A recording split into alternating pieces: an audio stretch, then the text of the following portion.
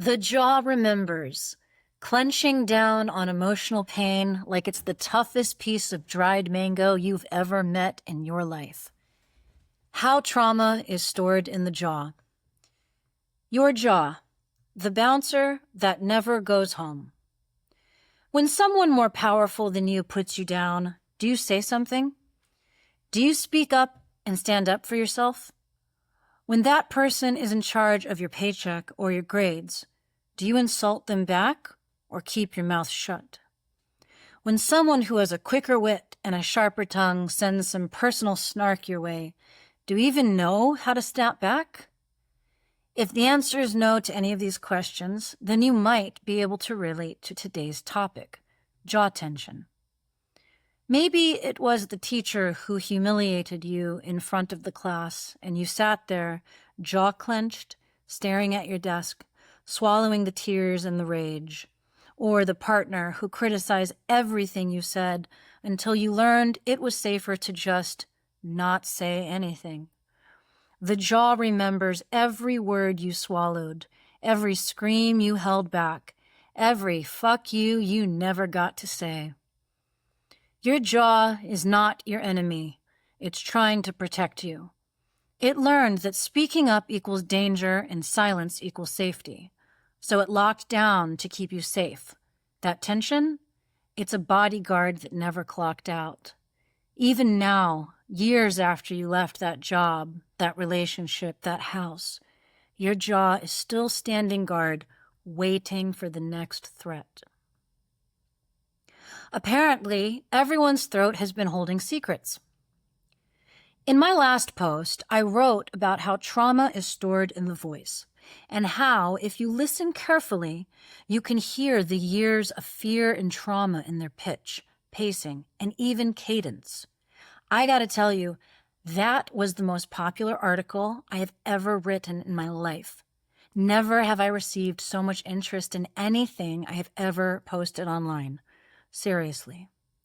I also started a new YouTube channel called The Healthy Voice, and it's all about how the voice is a roadmap to all the trauma camping out in your body, as well as its power to be the healing force for your psyche.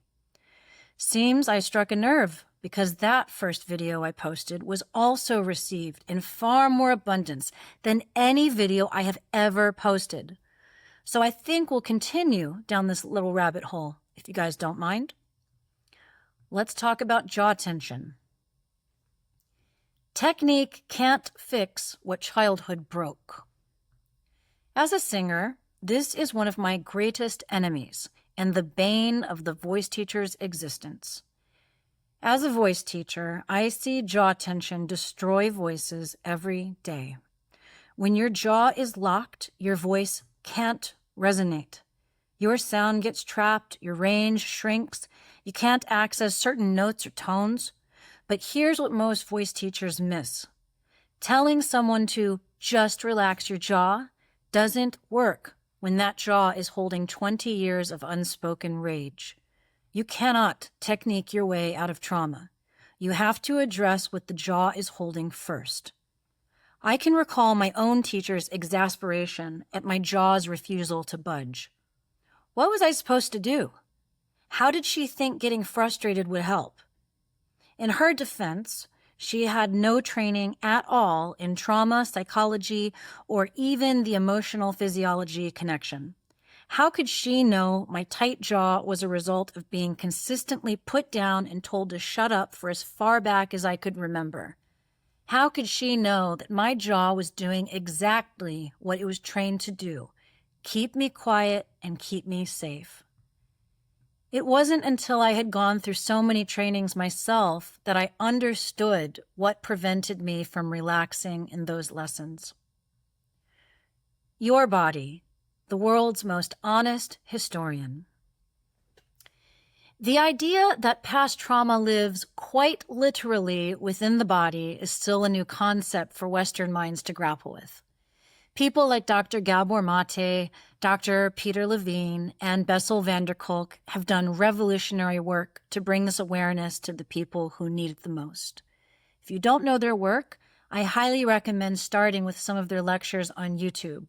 I made a playlist that you can start with on my YouTube channel. The body remembers everything that has ever happened to you, even if your mind does not. Is there any part of your body that hates being touched? What happened there? Do you even know? When I was in massage school, we learned that the muscles, tissues, and fascia store trauma, and that we could expect to inadvertently make our clients cry without warning. We were taught to be ready for this, as it seemed to happen to every therapist at one point or another. When deep tissue meets deep trauma. One afternoon during our practice hours, a classmate was on the table as another student practiced whatever technique we had learned that day. The lights were low and gentle New Age music played in the background. All of a sudden, a big sob broke through the peaceful flute sounds.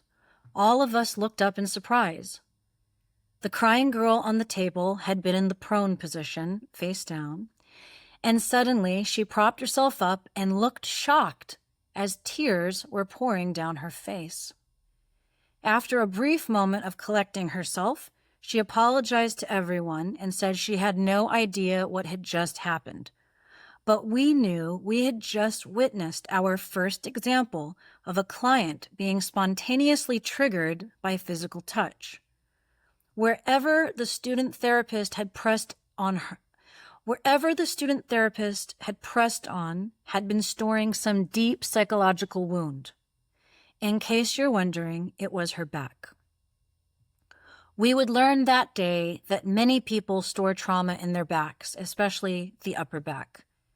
Once the area was massaged, the tears came to release the emotional pain. It was a beautiful experience for all of us to witness. It's been almost 2 decades since that moment, and I think about it all the time in my work as a voice teacher.